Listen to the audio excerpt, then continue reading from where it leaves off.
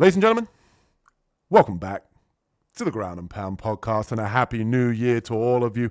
We've got UFC 324, Paddy Pimblett taking on Justin, the highlight reel Gaethje. Full card breakdown here for you on the channel. And as always, I'm joined by my co-host, Carlos. What's happening, Carlos? Absolutely nothing, brother. And we've missed you guys, and we're here to break down this stacked UFC pay-per-view card, but it's no longer pay-per-view. We're on Paramount Plus now. Make sure you get your subscriptions. Paramount Plus, you know who to sponsor here on the Ground and Pound podcast as we kick things off in the early prelim opener of Adam Fugitt taking on Ty Miller. And I'm going to pass this one over to you in 2016, baby. Carlos, let us know who you got in this one. I'm going to go with Ty Miller in this one. I do think this is going to be kind of a difficult test. I say that, and he's probably going to smoke this dude in the first round. But the reason I say that is because Fugitt can be very defensively solid at times. He can find ways to survive. Sometimes he can avoid big shots. He can capitalize on counters. Very decent submission game. But like I said, he could be overwhelmed at times, and not have like the best answer defensively. And for his opponents, I think that sometimes if you just up the work rate a little bit, if you got a little bit of a speed advantage on him and he can't really time it, it breaks his focus. But somebody like Miller, who's got pretty good output, and he wants to be in your face. He's long and rangy. I think they're about equal, when it comes to height and reach and everything. So it shouldn't be too bad. I just think Miller's output is going to be a little too much. And I think that with those long straight punches, he doesn't throw big bombs at times. It looks pretty much smoother than a little out of control, but still heavy when he lands. I do wish he would throw a little bit more kicks in his arsenal, knees, stuff like that, because just to mix it up a bit, Miller likes to box a little heavier than kickbox, but I don't think that's going to be too much. I don't think that's going to be a problem. I think he's going to get it done against Fugitt. I just think that he's going to land the harder strikes. And like I said, I feel like he's just going to overwhelm Fugitt. And when you do that, Fugitt tends to mess up defensively. So I'm going with Miller in this one. Yeah, I lean pretty strongly here to Ty Miller, obviously making his UFC debut. And as Carlos did like to point out there, that both guys pretty similar height and reach. And usually Miller's normally the taller guy in there, especially at 170. Has a very heavy boxing style approach, doesn't throw a ton of kicks, has good head movement, good throwing in combination with the hands. And he's a two-time Golden Gloves winner in terms of amateur boxing. So you know what his bread and butter is. You know what he likes to do. 6 professional fights now inside of MMA. Has mentioned, obviously, on the Contender Series, you go back and watch that fight that he had. He actually said, along with the commentary team, that he doesn't necessarily like to get into the grappling and the wrestling. He will get taken down, but he will just work to get back to his feet. He doesn't make an attempt to necessarily defend takedowns. He'll just look to get back and scramble and get back to his feet. And I think that realistically, Adam Fugitt's best path to victory here is to mix in the wrestling. I just don't see that being a method for all 3 rounds here. Obviously now 37 years of age, and I actually looked on Tapology. It is actually at the time of recording Adam Fugitt's birthday today. So happy birthday, Fugitt. That's probably the only bit of positivity I'm going to give you here, because I think Ty Miller's going to run through you and probably knock you out in the second round. Happy birthday. Ty Miller, when it comes to the way that he likes to box, which is what I think is very impressive, he doesn't necessarily have huge power in the hands. He just has good timing on his shots. He disguises his big punches. He'll throw double jab right hand. He'll mix sort of shots to the body and then come upstairs. He does a good job of mixing in the boxing. And I think in MMA, if you have high-level boxing with good head movement and good footwork, that can take you a decent amount in terms of level of competition. Adam Fugitt, to me, like Carlos mentioned, he is not necessarily always defensively sound, especially if you pressure him. If you get him moving on the back foot, he will make mistakes, and that's where he's been caught in the past. When he fought against Islam Dumalatov, He did get knocked out in that fight against a much faster, rangier striker. And I do think that Ty Miller here can have similar success, especially if he gets Fugitt on the back foot. If Ty Miller gets taken down, obviously jitters as well in terms of his UFC debut can definitely be a factor. Adam Fugitt, no stranger here to the UFC octagon, but I do think Ty Miller's going to be able to pull this one off with his boxing, training over with the Dirty Bird, Tim Means. I think he'll be prepared for this one. He'll win it maybe second round TKO or a dominant decision with his boxing. And next up at UFC 324, we've got Ricky Turcios taking on Cameron Smotherman. Carlos, who you got in this one? This one, it's a tough pick, but I took Smotherman in this one. I'm taking Smotherman because I feel he can stuff a lot of Turcios takedowns. Turcio will attempt a lot of takedowns, but he doesn't necessarily get a lot of them. And I think he can land the more effective strikes on the feet. And, by strikes, I mean the punches, because Smotherman, heavily favors boxing as well. But Smotherman is comfortable with stuffing takedowns and kind of just stalking his opponent as they're trying to create space. And against someone like Turcios, that's going to be a problem because I don't think Turcios is going to back up. I think he's going to try to, grind out a victory, kind of like he always does when he gets a victory. He's going to try to get you up against the cage. He's going to try to get you in the clinch, try some takedowns, short shots on the inside. He's busy. But Turcios isn't the most effective guy. Like, he lands, he doesn't look like he hurts his opponent very much. He's going for takedowns. He may get the attempt, he may not, but he doesn't get it all the time. And he misses more of the attempts than he gets. Someone like Smotherman, he has pretty good takedown defense. If he could just stay busy, I think, and probably throw a little bit more than one shot at a time. You know what I mean? Like, if he can throw in combination, stuff some of these takedowns, I think he can have a lot of success. But the reason why it's tricky is Turcios just likes to push the pace, and someone like Cameron Smotherman just kind of wants to stalk you. He doesn't cut the ring off. He doesn't, like I said, throw in combinations. He doesn't stay busy enough, and he's got a 2-fight losing streak, and in fights that he could have came out on top, and most of the reason why he lost was because he just wasn't busy enough in the fights. He's happy with trying to evade some of the punches, using some head movement, using the high guard, and trying to counter one shot at a time. And at that level, it's just not going to work. So unless he can probably, drop his weight into some of those punches a little bit more accurately to cause some damage, because he does throw some light shots when he counters. He doesn't turn into everything. He's going to have a problem with Turcios. And to be honest with you, I'm taking Smotherman because I think he could be a little bit more physical than Turcios in this, and he could take him out of his own game because Turcios on the feet is not that clean, but he is busy, and I think that Smotherman, even though he doesn't throw a lot, could land the cleaner shots and probably steal the round. So I'm going to take Cameron Smotherman, and hopefully, I think he's on a 2-fight losing streak if I'm correct, and I hope that that lights a fire under him and he gets busy in this fight. Yeah, perfect breakdown. To be honest with you, Carlos, I agree with pretty much everything that you said there, and you are correct to say he is on a 2-fight skid. Obviously, one of those fights in his last fight was Ricky Simón on short notice, so you can kind of take that or leave that however you want to analyze that performance. But there's no secret here. Cameron Smotherman is a guy who will leave fights to the judges. He has very low output at times. He's looking for that one-hitter quitter. Very boxing-heavy approach, doesn't throw a ton of kicks. And like Carlos said, he wants to stalk you and really just land that one big shot. And one of the things we know with Ricky Turcios is he is very heavy forward pressure. He is definitely a guy that will get in your face. He's not necessarily the most skilled guy. I've got here in my notes, a little bit more volume over power. Doesn't necessarily hit you and hurt you and back you up. I think Smotherman's going to be the guy that's going to be the one coming forward. But to me, this fight has a greasy split decision, upset Ricky Turcios written all over it. I am going to go with Smotherman, but I will say this, keep this one out of your parlays. I do not like a pick on either one of these guys here. I think we're looking at, probably fight goes the distance here. Smotherman is a guy that wants to land that one big shot, but he doesn't follow it up. He doesn't give you something to kind of really, make you win big moments inside of rounds. He'll land a shot, he'll kind of stand and look at you and then maybe whiff at air a few times. He won't mix in takedowns. Turcios will make every single fight that he is in a dogfight unless you are able to finish him like Raul Rosas Jr. did. And I don't see Smotherman being able to get that finish, so I think that Turcios here is going to have a lot more output than Smotherman. I think he's going to do the classic Caitlin Shikagian back in the day, making a lot of noise, not necessarily landing with impact. He's going to look to mix in grappling. He's not going to get the takedowns because of Smotherman's takedown defense.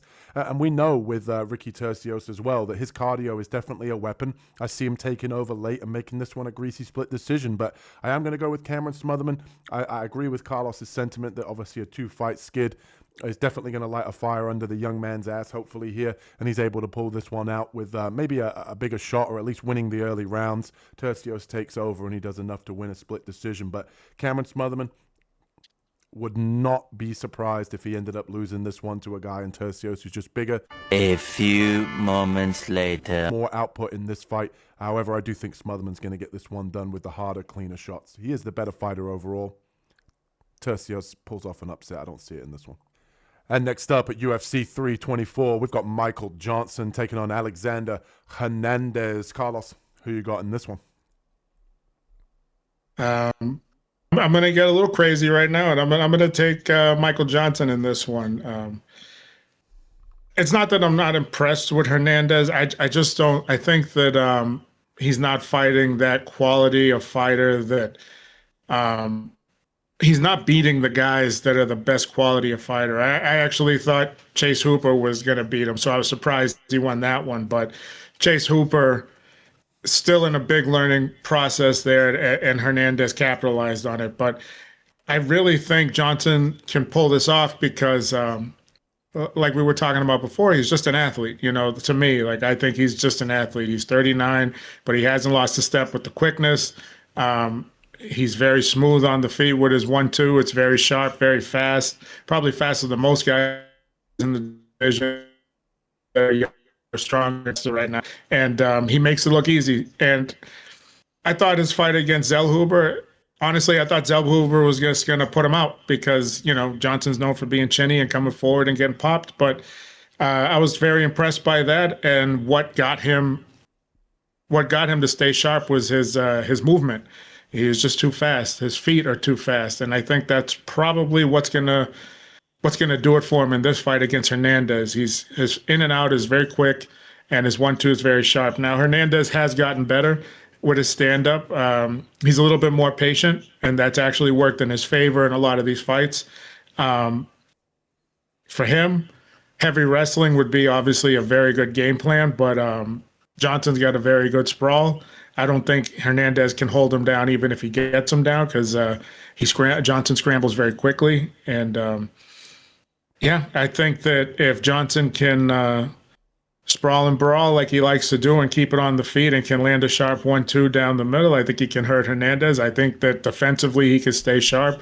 I do like this new resurgence of Michael Johnson. I don't think he's going to be a world champion, but I do think defensively he's doing a lot better in trying not to block with his chin. So he's doing a good job. So I'm going to take Johnson in this one.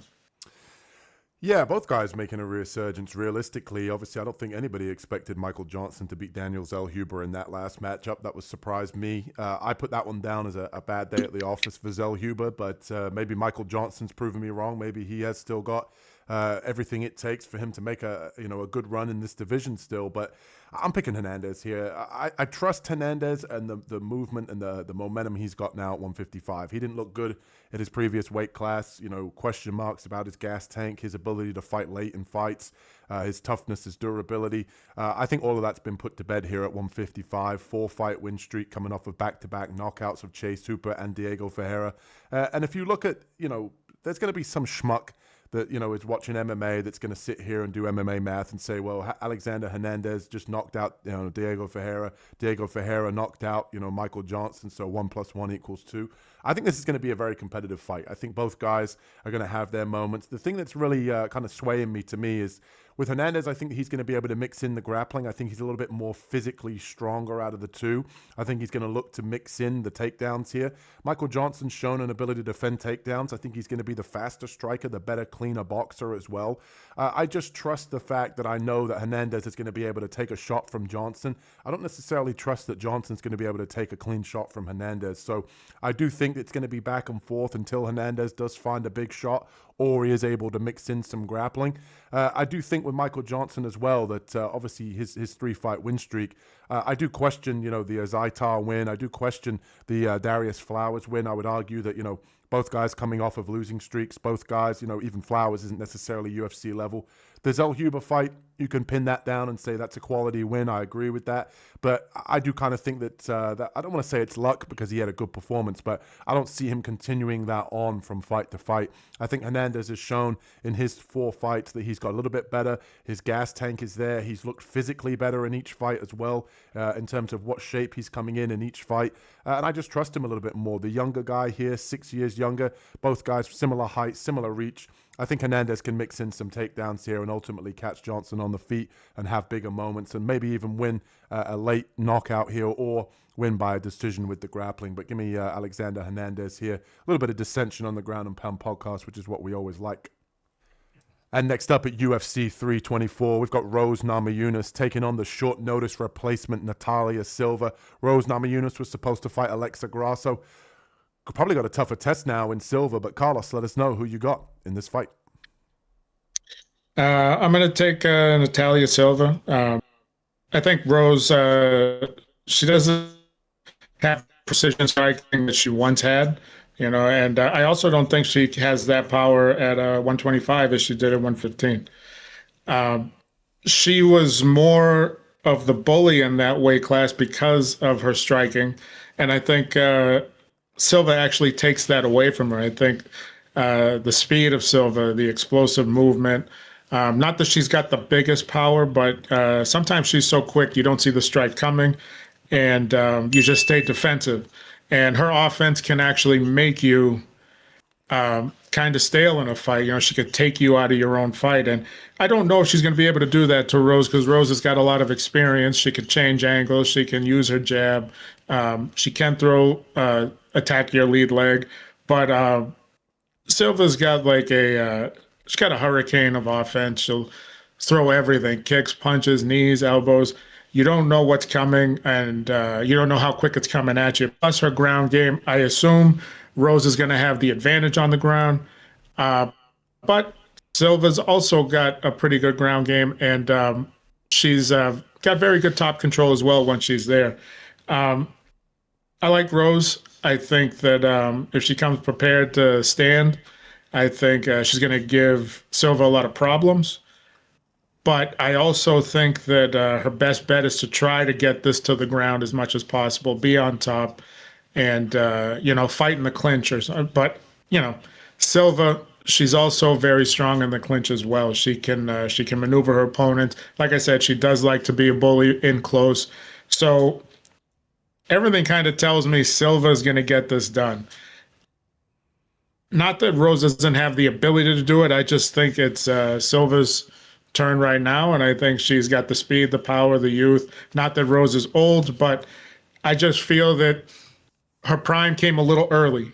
And when you expected her to be dominant, she was. And now when you expect her to be dominant in fights against certain girls, I think certain girls can bully her in the weight class. And that's why she doesn't have that dominance anymore. And I think Silva's one of those girls that could do it. She could physically muscle Namajunas around the ring. So I'm going to take Silva in this one. Yeah, what else came early, Carlos? Rose's relationship with Pat Barry, but that's another story for another now. But Natália Silva's the pick, man. Starting off the year raw. Don't worry, ladies and gentlemen. Natália Silva's a pick here. I don't agree with 4-1 favorite, but she looks like the next to the up and coming here. I agree with Carlos. I think Rose Namajunas, to be honest with you, I agree with Carlos again. Past her prime, she might be walking out to the cage saying I'm the best, but I think on the night, realistically, we all know that Natália Silva is probably faster, a little bit stronger, and I think Rose is going to be swinging at air. I think Silva's done a good job of being able to hit and not get hit. You see in a lot of her fights, especially the Lexa Grasso fight, she's able to dance on the outside, has nice kicks. She can time takedowns of her own. And I think that she's a problem, especially at this division that at 125, although I do think as she starts to fight for the belt, she's probably going to struggle up at 125. But Rose Namajunas, to me, just looks like a shadow of her former self. She doesn't necessarily fight the same way she always has. I think at 115, like Carlos said, that she had a little bit more success, especially at that weight class. She hits a little bit harder. I think at 125, I think that Silva probably hits a little harder than she does. And I think that she's going to find that she's going to be swinging at air against Silva, dancing around on the outside, having fun. And I also think she's very marketable. If you look at the UFC now, I think that they need some fresh blood.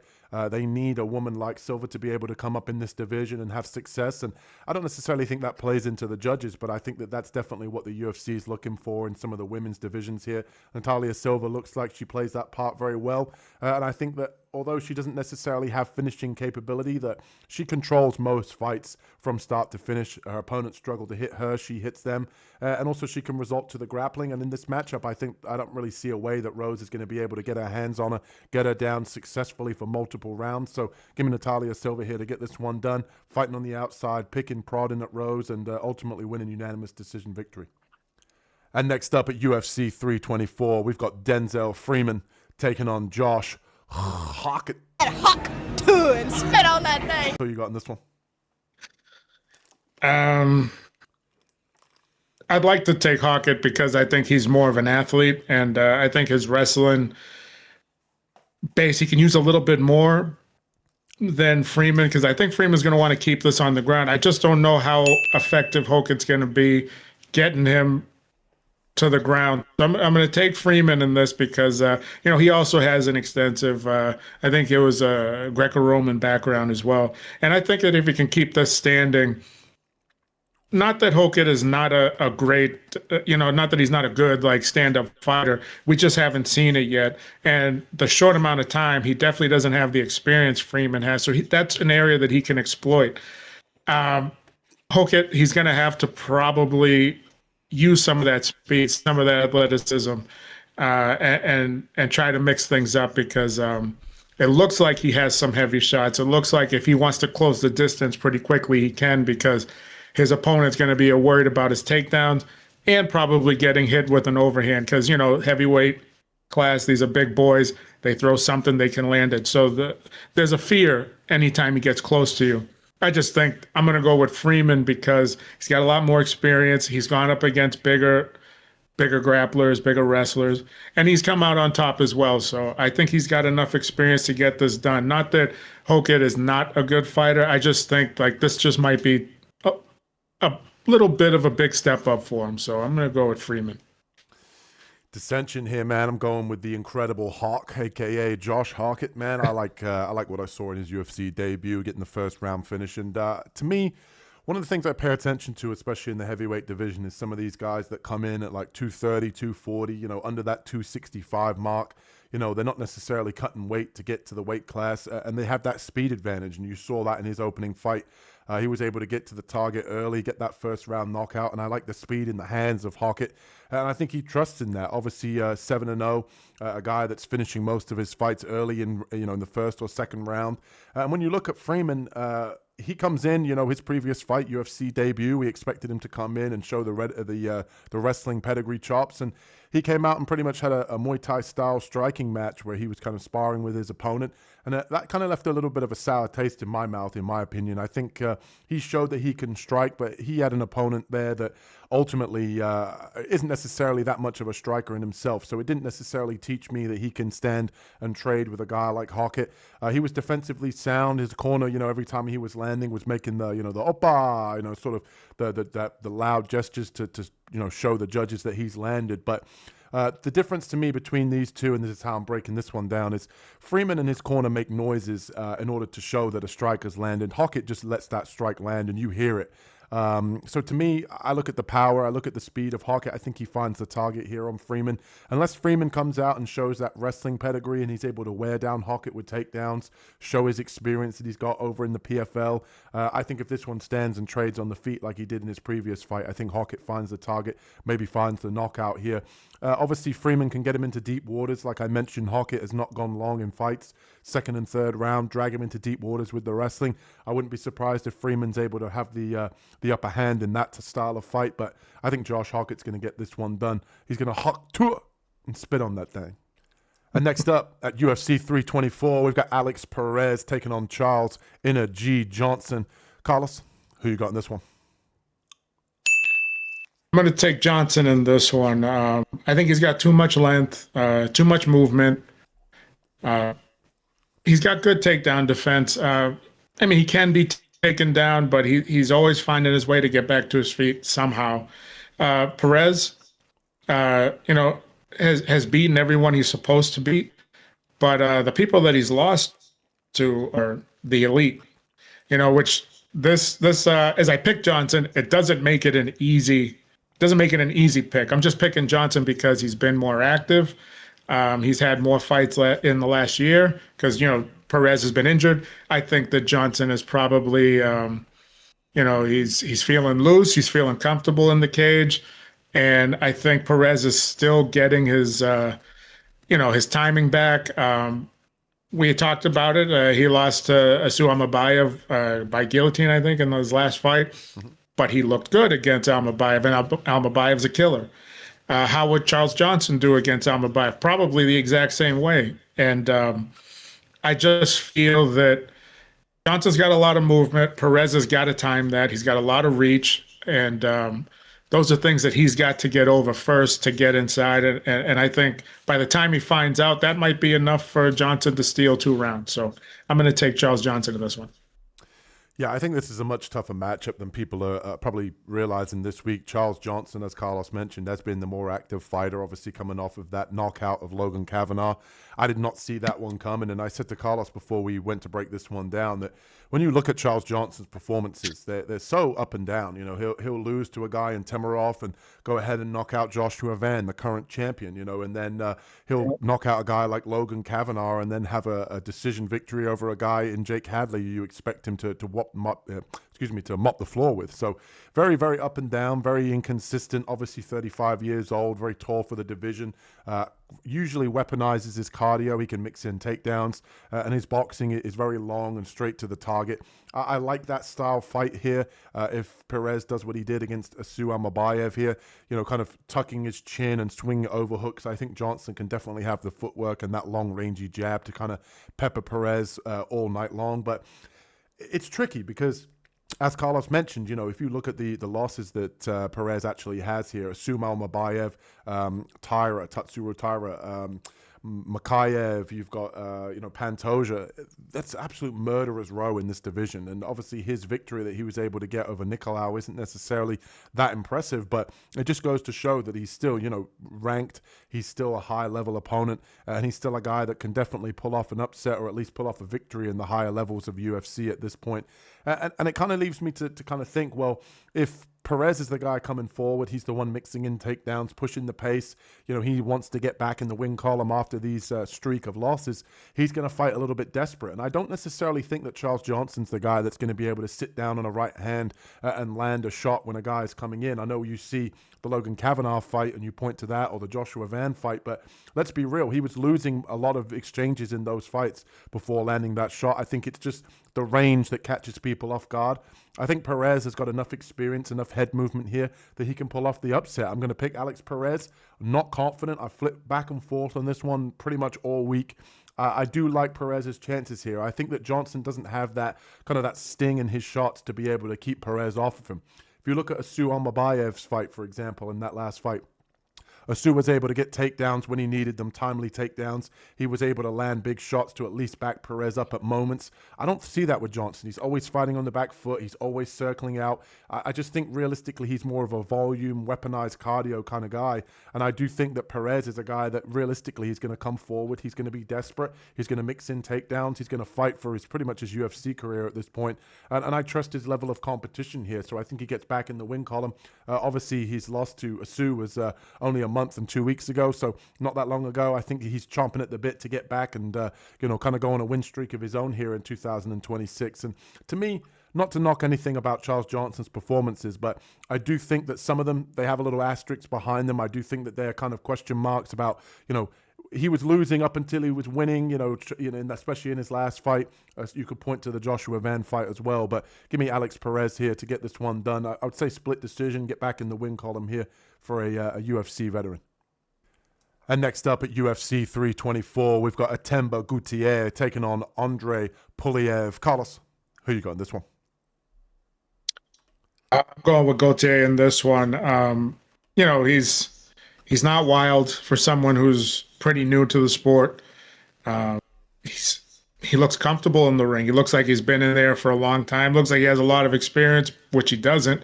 He looks relaxed. He looks smooth in the cage. I feel eventually he'll just stalk down. He'll stalk Pulyaev, and eventually he'll catch him with something. Maybe later in the fight, like maybe later second round. But I could see first round Pulyaev, trying to engage and getting caught with a shot. Pulyaev, he looked impressive in his win against Klein in the second round. And in the first round, he was taking a beating. And I think against somebody like Gautier, who I think it's weird to say because I think Gautier has been fighting MMA for about 4 years. I think he's going to outclass Pulyaev. So going with Gautier, that's my breakdown on it. Yeah, Andrey Pulyaev, I was saying to Carlos, if you go back and look at that Christian Leroy Duncan fight, he was getting backed up very heavy in that fight, very little output. And I think defensively, he shows he has a little bit of tall man syndrome. He'll leave his chin up there. And even in the Nick Klein fight, early in round one, he got taken down. He got pressured very heavily, and he didn't like that forward pressure. And once Nick Klein showed that he didn't have the gas tank to complete his takedowns anymore, and there was a sign of weakness, Pulyaev was able to capitalize and take over in that fight and ultimately find the knockout. But to me, I think honestly this is going to be, and I'm going to bring it back for 2026, it's going to be one-way traffic here. To me, you got Gautier, a guy who is very composed, still very young, arguably, as I said to Carlos off air, question marks about the 23-year-old 23-year-old here. I think he could be a little bit older, but still very young, still a guy that hits very hard. And the thing that really impresses me here is that although he is an absolute physical specimen, 81-inch reach, a lot of power in the hands, he is very, very composed in the cage. He looks for his shots. He times it well. He throws combinations. He has good takedown defense. He's got all the skills here to really make a run at this 185 weight class. I think people are going to struggle to take him down. I think people are going to struggle to wear him out. He can fight long because of his composed style, and the guy hits like an absolute brick when it comes towards the shots that he lands. And to me, it's not going to take many to get Pulyaev out of there. That tall man defense is not going to work here against Gautier. And I just think if a guy like Christian Leroy Duncan is able to pressure you and kind of back you up, the second that he feels Gautier's power, I think it's going to be all she wrote. So give me Ateba Gautier here to find the knockout, keep that knockout streak alive, and ultimately make a more of an extension here at the middleweight division. And next up, two familiar names here at UFC 324. We've got Umar Nurmagomedov taking on Davidson Figueiredo. Carlos, who you got in this matchup? I've got Umar Nurmagomedov. I just feel that he's going to outclass Figueiredo anywhere. I think his skill level is much higher. One thing I think Figueiredo can do is if this fight stays standing, which Umar's very smart on the fact that if he's not getting the better in the stand-up, he's going to go right to the grappling. So what I do think is Figueiredo, if this fight stays standing, Figueiredo can open up on him pretty good. Now, he doesn't throw in combination, but he does have hard shots. And I feel that he has the ability to land on someone like Umar if it stays up there. However, as soon as Umar feels a little bit of power, takes one shot that he doesn't like, he's just going to shoot. And it's difficult to stop his shot. He could take you down in the middle of the ring, or he could take you down against the cage, and he could do both of them very quickly. So I don't see how Figueiredo is going to stop that. So I'm taking Umar in this one.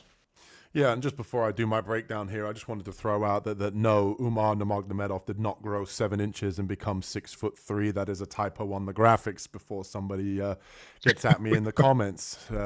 Go fuck yourself. Anyway, yeah, I'm right there with you on this one. I think Figueiredo is going to be completely out of his depths no matter where this fight takes place. I think Nurmagomedov has got all the skills here. He should be a big favorite. But one thing I wanted to mention, I said this one to Carlos, is minus 1,600 here for Nurmagomedov. I think that's crazy when you talk about, former champion in Figueiredo, a guy that, has got a great guillotine, has knocked people out, is a guy that is still very viable in this division just because he's had a couple of losses to high-level guys in Sandhagen, a knee injury, and obviously the current champion in Petr Yan. I don't think that that line is valid. I think the reason that we're looking at it really is skill for skill here. I don't see a way that Figueiredo can win, but I think that line is a little bit crazy. So definitely no meat to be had in this fight or meat on the bone to be had in this fight when it comes to parlays. You look at Nurmagomedov, I think he really looks to mix in the wrestling here. Heavy grappling approach. You saw in the Sandhagen fight, Sandhagen was able to get the fight to the ground, control Figueiredo, ultimately find a weird, awkward position there to be able to blast out his knee and ultimately have that injury there to Figueiredo. But I think Umar here is going to be able to get the takedowns early and often. Like Carlos mentioned, Figueiredo could keep this one on the feet, hopefully, and land a big shot. But I don't see that happening. I know Carlos doesn't see that happening here. I think Umar's going to be able to get the takedowns when and if he wants it. If he stands and decides to, go back and forth in the striking, we might see a big upset here. There's no way of knowing what the game plan is for Nurmagomedov, but you have to suggest that last name means heavy wrestling, get the fight to the ground, win it with ground and pound, win it with top control, demoralize Figueiredo. And a guy here that obviously at 39 years old at the lower weight classes here, I think he's going to be able to struggle. And I think at the heavy wrestling pace that Umar can put up, especially in a 5-round fight, let alone a 3-round fight, is going to be enough here for him to get the victory as a big favorite. I just don't agree with the price tag overall. And kicking off the main card here at UFC 324, we've got Arnold Allen taking on Gene Silva. Carlos, who you got in this one? I'm going to go with Silva in this one. I like Arnold Allen. He's one of my favorites in the sport. He's a tough guy, comes to fight all the time. He uses great movement, good in and out, good lateral, always light on his feet. Once he establishes his jab, he could be a big problem, but one of the things is I feel like, they show you him doing all the strongman lifts and, with his father, they do a lot of strength exercises, even for cardio conditioning. And I wish he would use some of that to bully Silva in the clinch, make this a physical fight, because I feel like that's what's going to get Silva out of his game, because he needs room to operate. And Arnold Allen likes to give room because he wants to operate too, using that long jab. But the problem is Silva uses more weapons. So with Arnold's wide stance, I could see Silva chopping that leg. I could see him, slipping the jab, slipping the right hand, or slipping the left hand. I think he's a lefty. Anyway, I could see that, and I can see Silva capitalizing, going to the body, coming back up top, changing levels with his strikes. That's why I would love to see Allen just bully him, use that strength, use all that power that you have, and start to fight in close range, start to try to get this fight to the ground, do something different. And I just don't see Allen fighting that way. And I just think that Silva doesn't really have a lot of fat on his strikes. He throws down the middle, and he doesn't really look like he's throwing a lot on his shots. It's not a lot of fat on it. He throws down the middle. He loves that up kick and that front kick, and he lands it. He's landed several times in his fights, whether it's to the body or up top. And I see that being a problem for Arnold Allen. Do I think Allen's going to get finished? I don't think he's going to get stopped. He's a tough kid. He's strong. But I do think that Allen's movement is going to cause a lot of issues. Silva likes to stand, plant his feet, throw his shots. He doesn't like to cut the ring off. He'd rather chase and wait till he gets in close range and throw a combination or so. But in that case, now he's in range for Arnold Allen as well to return. I just think Silva is the probably the more technical striker out of the two. And with that wide stance, I just see him tearing Allen's lead leg a little bit, slowing him down, getting him off the ball of his feet, and being able to work from there. So I'm going to take Silva. I don't think it's that easy of a pick. I think Allen's got a good chance of winning. I'm taking Silva because technically I think he's the better striker, and I think Arnold Allen's going to turn this into a striking affair. Yeah, I'd love to be able to pick the Englishman here as an Englishman myself, taking on Arnold Allen. I think Arnold Allen's got all the skill sets to be a problem in this division that he's been so far. Heavy forward pressure, good boxing, definitely very physically imposing. And we've seen with Gene Silva, that there is a chink in the armor now, and we've seen that he can lose inside the UFC. Maybe we start to see a decline, but I don't see it here. Arnold Allen coming off of a 1.5-year layoff due to shoulder surgery, and you go and look at that in its entirety, and obviously we know that ring rust can be a real thing. A guy that's obviously likes to get in there and fight at least 3 times a year, that might be a problem. He's a guy that's been lifting a lot of weights, he's been getting up to 198 pounds, still very lean in terms of visible abs, and that's a lot of weight to put on. I question whether the cardio, I question the weight cut, I question the ring rust as well. Obviously that shoulder, I have no doubt, is going to come back and be very feasible for him. He's going to be able to throw with pretty much no caution to the wind. He's going to be able to let his shoulder go and not have any issues. But I just question at this point with Silva, a high-level opponent, that he's kind of a little bit too much too soon. To me, Gene Silva is an opportunistic striker. He's going to get his reads. He's going to look to counter. And he's a guy that wants to get back in the win column after his loss against Diego Lopes. So I look at this fight as Arnold Allen, coming back in, he's going to pressure Silva. He's going to be the one on the front foot. And I think Silva's going to snipe him, and he's going to chew up that lead leg like Carlos mentioned. I would like to see Arnold Allen get in there and wrestle, and I don't think that's going to be the game plan. I think he's going to be, very eager after his layoff to throw hands and really trade in the pocket, kind of give one to get one. And I think that's a recipe for disaster against a guy like Gene Silva. I think he's the more opportunistic striker who will throw a lot more kicks, a lot more timed shots where he's really looking to get his reads. And to me, Arnold Allen is going to box, or he's going to basically stalk you. He's not going to be a guy that's going to mix in heavy grappling approach. I think if he does do that with the ring generalship, I think he could definitely win a decision, especially when a guy who he's probably more physically dominant than. I just don't see that being the path to victory that he comes in here, or the game plan he comes in with. I think he's going to want to stand and trade with a guy in Silva that's probably going to be faster. It's obviously had a little bit more experience this year and last year with the amount of fights that he's had, and I think Silva's going to be able to get the decision victory here. I don't see him putting Arnold Allen out, but I do think that he's going to win most of the striking exchanges, so give me Gene Silva here to get this one done. And next up at UFC 324, we've got Nikita Krylov taking on Modestas Bukauskas. Carlos, who you got in this one? This one I went with Krylov in this one. Bukauskas, he's put together a good run. I think against a little bit lesser opposition. Krylov, he's in that middle tier where he's losing to some of the top guys. And what I do think about Bukauskas is I think he's a very good fighter. I think he can fight very smart. I think he can fight intelligent. I think the fact that there's and I think he's got all the skills to be there. I just think what Bukauskas is missing is what gets Krylov in trouble, and that's no matter what you want to call it, whether it's stepping into the red zone, danger zone, fighting in the phone booth, getting close to your opponent, close enough so that your strikes are effective, close enough where you can get takedowns effectively. And I think that that's where Bukauskas is struggling, is because he will fight and the fight go on until there's an opportunity that he can exploit, which is not a problem. That's how you should fight. Don't force a knockout.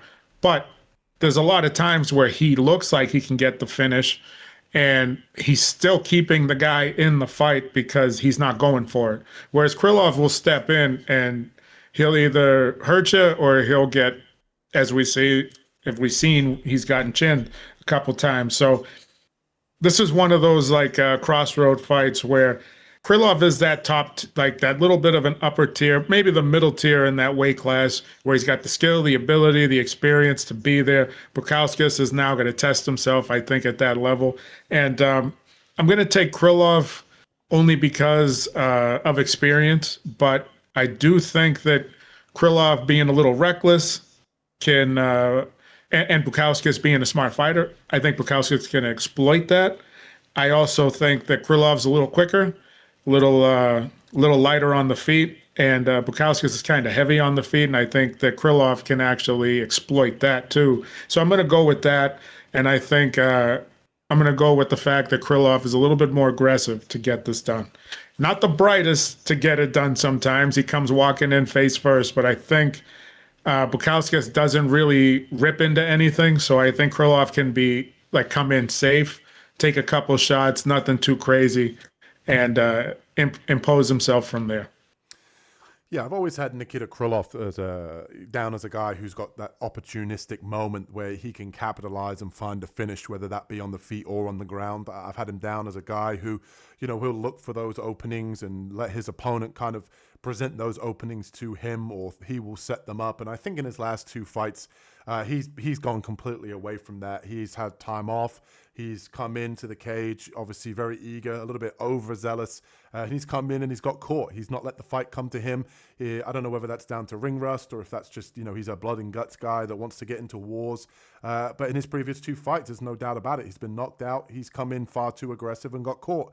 To me, when you look at Modestas Bukauskas, I agree with Carlos's breakdown of saying, Bukauskas is obviously on a 4-fight win streak, but it's against lower level guys, not taking anything away from those victories. But this is a big step up. And you look at Krylov, a guy that's probably going to be desperate to get back into the win column after back-to-back knockout losses. I don't necessarily think that Krylov's chinny. I just think that he's come in far too overzealous. But when you look at both guys, I look at Bukauskas and I see all of the kind of physical elements you want to see in a 205er. Very big, very strong. He can wrestle, has decent boxing, his knockout power.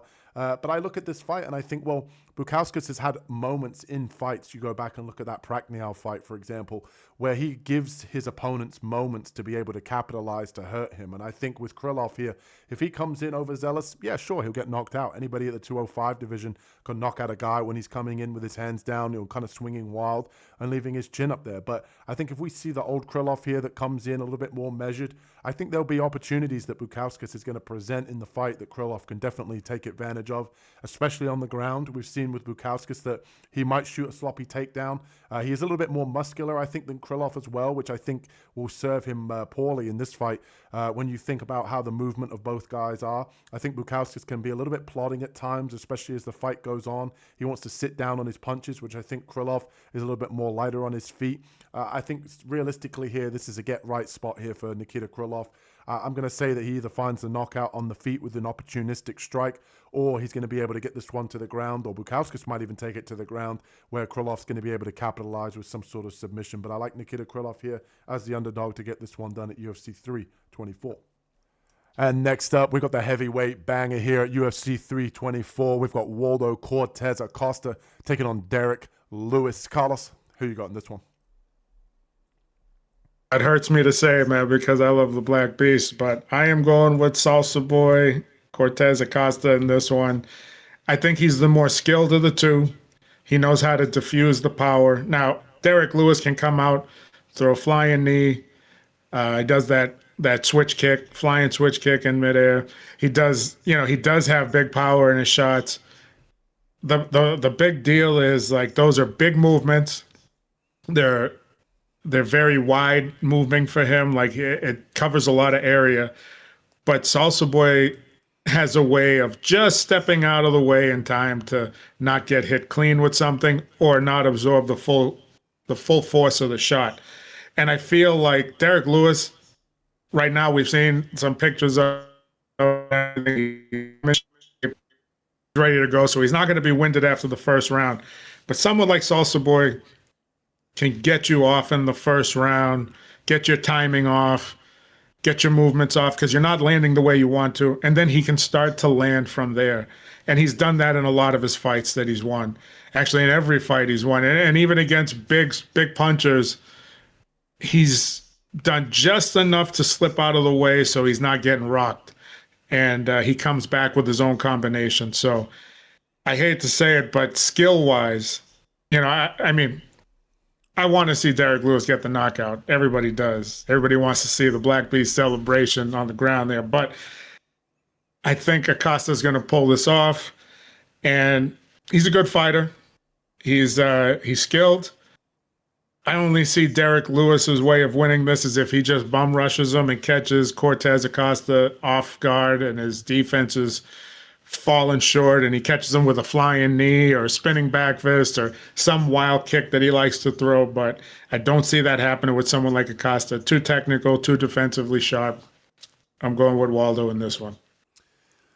Yeah, 2 for Acosta here. I got to say, my heart says Derrick Lewis, my head says Waldo, but it's a shame, really. Obviously, the Derrick Lewis train has to come to an end at some point. 40 years old, still carries that power, still carries that death touch, and he's always fun. He's always good when he gets on the mic, but I think realistically here, we're looking at a guy in Waldo Cortes-Acosta that is on his way to an eventual title shot. Very good boxing. Salsa Boy does a good job of mixing up the targets. He has a nice jab, will attack the low kick, and has good takedown defense. And he's shown throughout his UFC run so far that other than pretty much Sergey Pavlovich, who is a guy who is, in the top 3 and has stayed in the top 3 at the heavyweight division, Acosta has shown that he can really just hang with these big boys. He's boxing and his head movement is too much for them. He's a little bit too technical, and I think a guy like Derrick Lewis is really going to struggle to land those big power shots. At this point, Lewis is really relying on his power. He doesn't have anything that he can really use to set up his shots, which is why I agree with Carlos that Lewis's best path to victory here is really just to bum rush Acosta and try to land that shot early. I think the longer this fight goes on, the more it plays in Acosta's favor. And if you look realistically, we've seen in a few of Derrick Lewis's fights that, he does carry power late into fights. But a guy like Costa, if he's defensively sound, which he's shown to be so far, Lewis is just going to be swinging at air, and that's going to leave opportunities for Acosta to counter. And he does have the boxing, he does have the hands and the knockout power, as he's shown in some of his previous fights, to be able to land those counter shots. And Derrick Lewis, he's one of these guys as well. He's been put out a few times now in his previous fights. Remember, going back a couple of fights ago, he was being taken down. He was having to worry about that. He was getting knocked out as well. And we had that horrible horrible referee stoppage in one of his previous fights. We're not going to get into referees this early in the year, but I do believe that Waldo Cortes-Acosta here is going to be able to find the knockout sometime late in the second, I would say, being defensively sound, tapping at the low kick, and ultimately Lewis is going to get desperate and get caught here. So give me Waldo Cortes-Acosta to continue his ascension here at the heavyweight division and ultimately find another knockout victory. And next up at UFC 324, we've got Sugar Sean O'Malley taking on Yadong Song, a.k.a. Song Yadong, whichever way you want to call it, whichever way you want to put it. Carlos, who you going with in this one? I'm going with O'Malley in this one. He has a good takedown defense, long, rangy striker, good movement. He's got the speed. I think he's got the foot speed. He's a little quicker on his feet than Song Yadong is.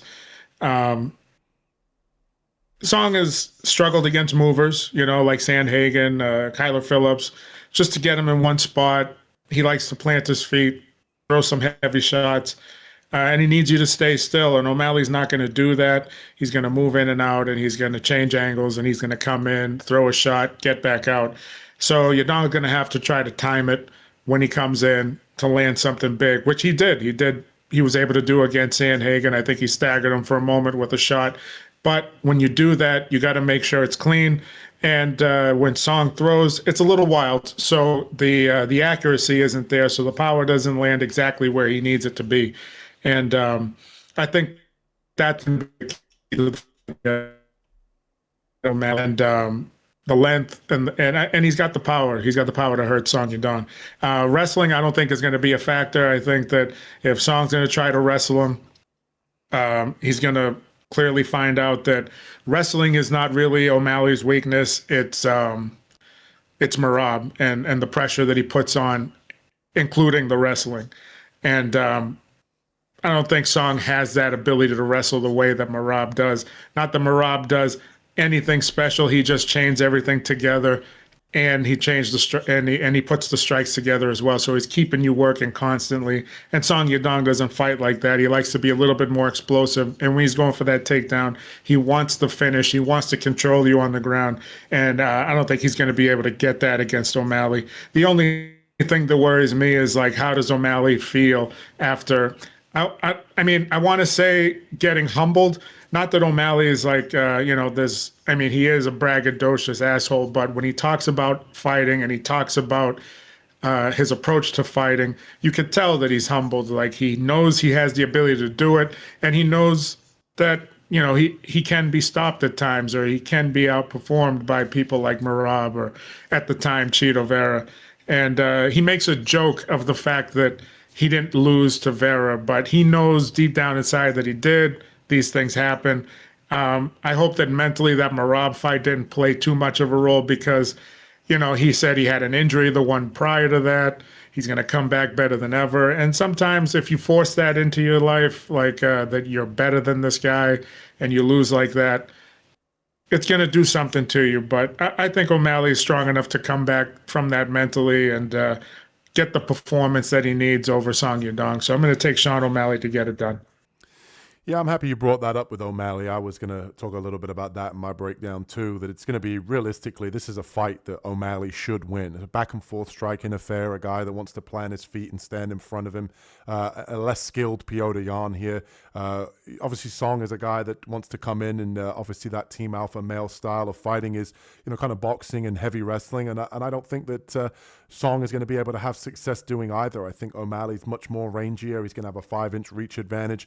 And I think the word elusive, realistically, for O'Malley is what's going to get him done here and get him the victory. He's going to be far more elusive than Song. Song is a guy that wants to fight very linear. He wants to plant his feet and land, and O'Malley's not going to be there to get hit. He's going to be the one, looking to counter, looking to land the big shots, and really just does a good job of timing shots himself. We saw in that Cheeto fight that he had in the second fight with that well-timed knee, he does a good job of, really kind of just frustrating his opponents and landing the shots and being there and landing the shots that he wants to land. And I just think Song's going to be swinging at air. And I'm happy that Carlos touched upon it a little bit with O'Malley's kind of mindset coming in here.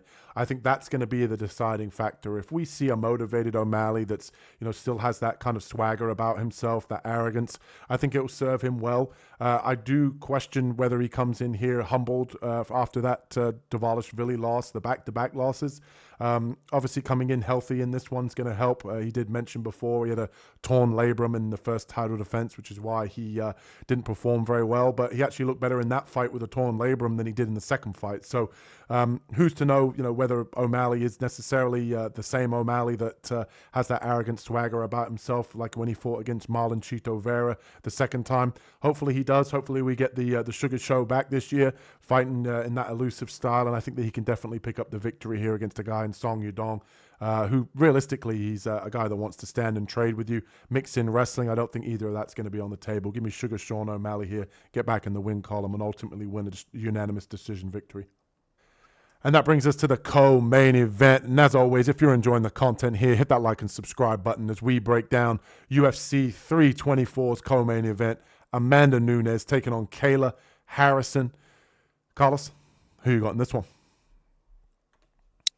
I'm going to go with Amanda Nunes in this one. Harrison, she's big, physical fighter, very good ground and pound. Has worked on her wrestling a lot to go along with her judo, so she can get takedowns just by dropping a level, and possibly, once you're up against the cage, she's not going to shoot while you're in the middle of the ring. But besides being in the clinch, she does have another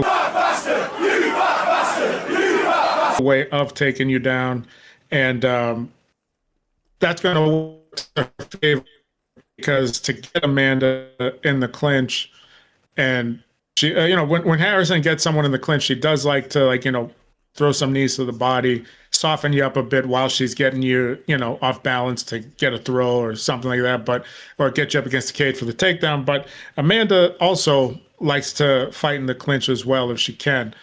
But the issue being is most girls are intimidated, so they'd rather stay close with Amanda, and they're not as busy. Harrison's going to stay busy, but Amanda likes the space to work. She needs the space to throw her shots and her kicks, and she likes to be able to rip your lead leg. And I think that's going to be a factor in this, because once she starts tearing into the lead leg of Harrison's going to have a hard time driving forward with those takedowns to get the takedown. But she's also going to have to rely on her judo to get the takedown, which Amanda's going to start keeping the separation, probably by throwing long punches and ripping that lead leg. So I do think Amanda has the ability to slow her down. However, we have seen Kayla Harrison fight Larissa Pacheco, and she got stunned in one of the fights, not too bad, but Pacheco does not hit like Nunes. So what's going to happen when she gets hit by someone like Nunes? Is she going to be able to absorb it? Because so far she's shown that she hasn't really gotten hurt in fights. And when she did take a shot, she was able to, shoot, get the clinch, get a takedown, get herself out of trouble. And against Nunes, that's going to be a problem. Nunes is going to frame her. She's going to start throwing knees to the body, and she's going to create that space.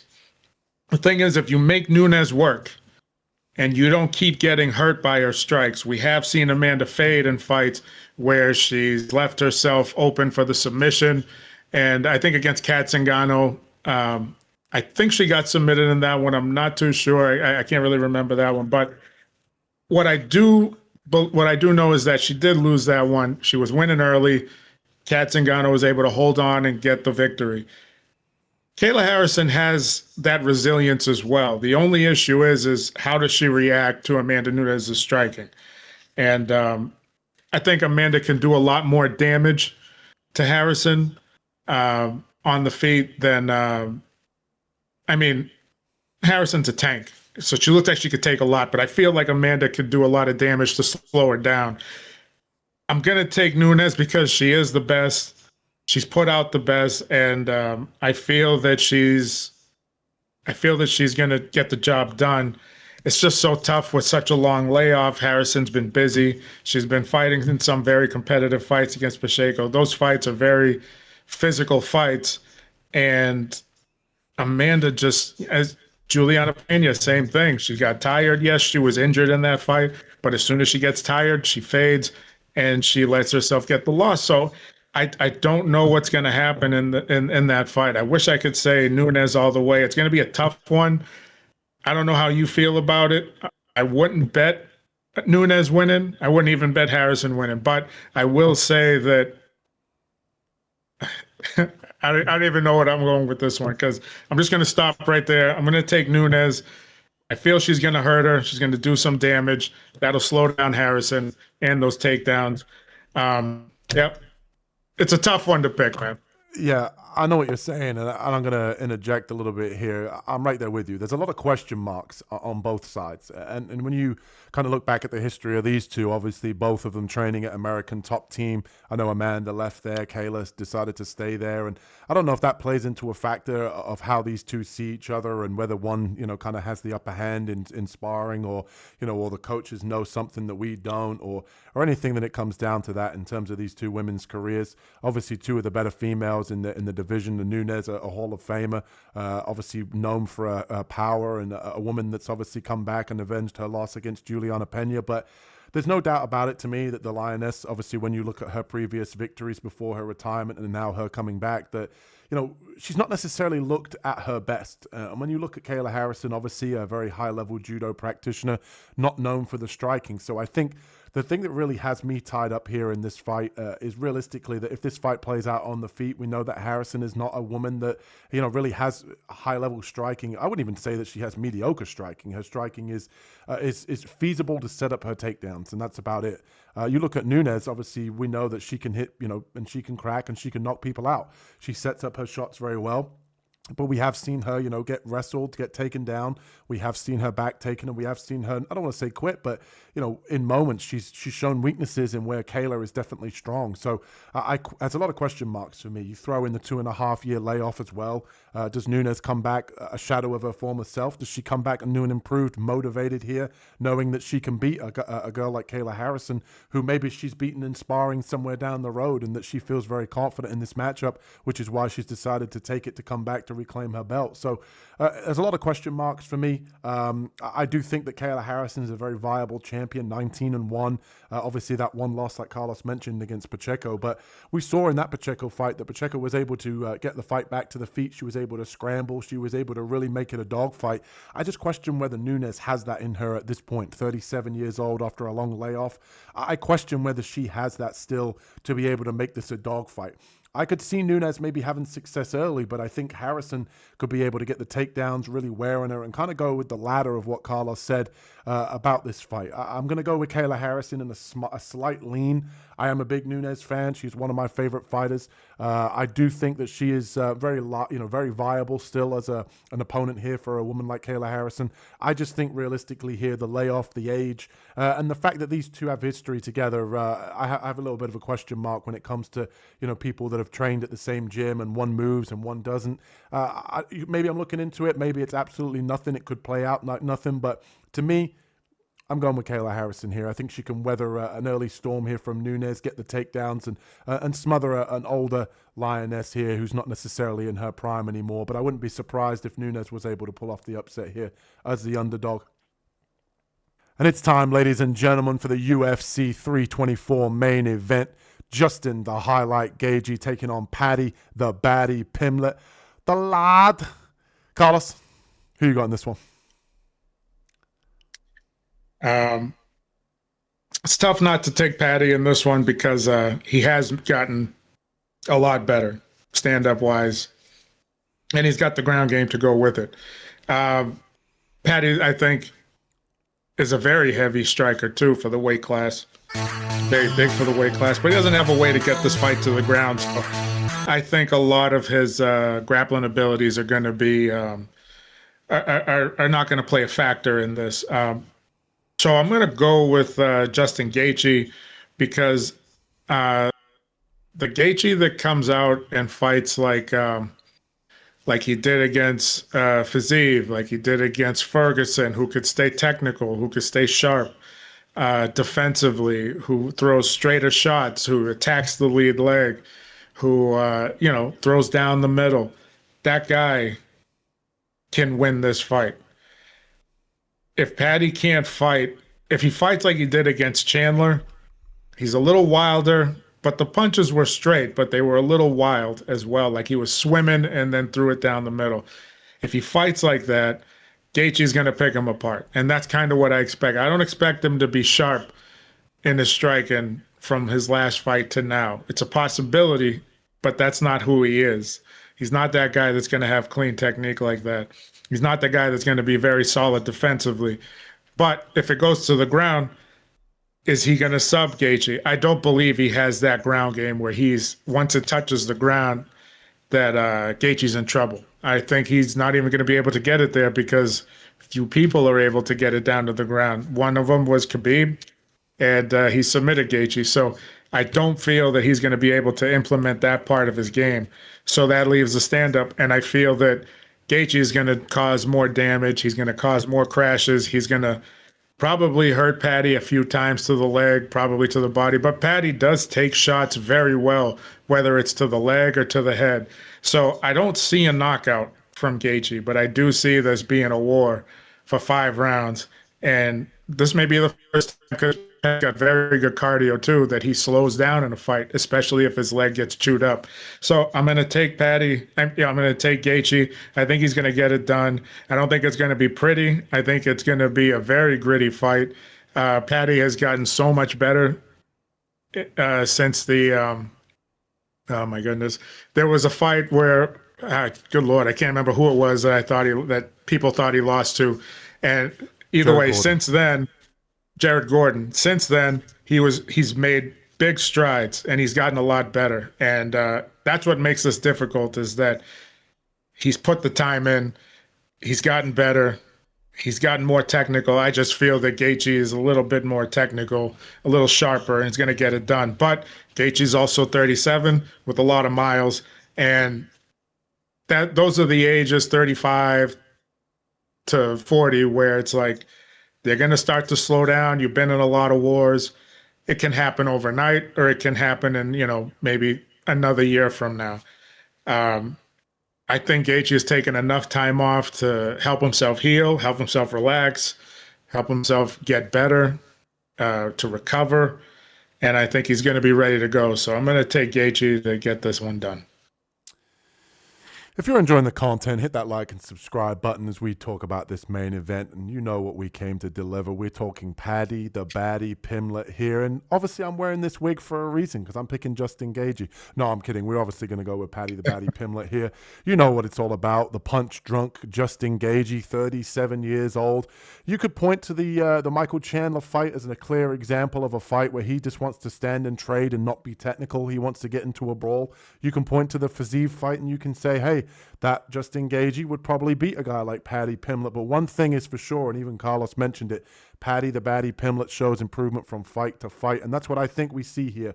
You look at Paddy, he will not stand and brawl anymore. He will kick from the outside. He will frustrate his opponent. He will circle. He will do what it takes to get them to engage where he can use his opportunistic grappling and time his takedowns. I do think that this is going to be the toughest fight of his career, no doubt about it.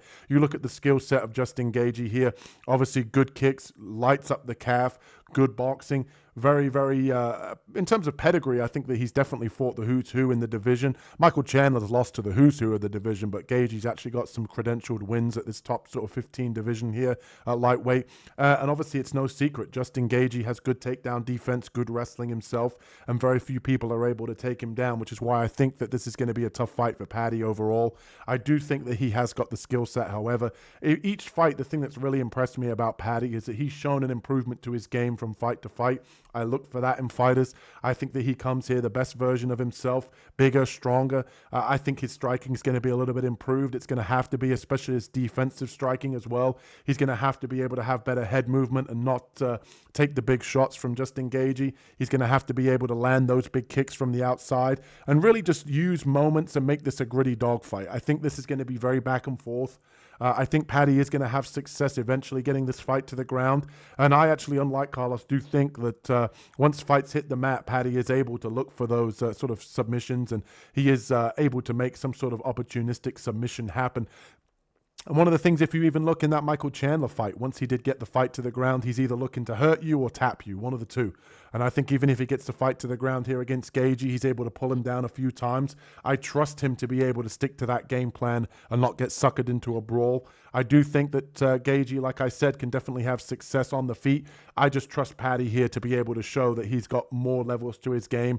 I think he also knows what this moment means in terms of, you know, his stardom, his kind of rise in the UFC, 7-0, 7-fight win streak inside the UFC. This is his moment to be able to get himself a title shot, and I think he comes in prepared. I think it's going to be difficult. I don't think it's going to be a whitewash like he's shown in some of his previous fights. I think Justin Gaethje is going to make it an absolute dogfight. We might be looking at a back and forth, striking affair at moments. I think it could go to the judge's decision here, and ultimately Paddy gets his hand raised. I'm only leaning to Paddy, but I do see the holes in the game that Justin can definitely exploit, whether that be with the calf kicks, whether that be with the takedown defense and overall the better striking. But going with the hometown guy, going with the fan favorite, going with the guy here whose hair I'm wearing, the luscious locks, Paddy the baddie Pimblett. I think he gets it done, unanimous decision, and we're looking at the number one contender here at lightweight to fight for the belt. And that's all we got time for here on the Ground and Pound podcast. So if you're enjoying the content, hit that like and subscribe button. It's been a pleasure. Been missing you guys here for the new year. Looking to break down all of these fights this year. And if you're new, welcome to the channel. Carlos, before I wrap things up, is there anything you want to say to the people?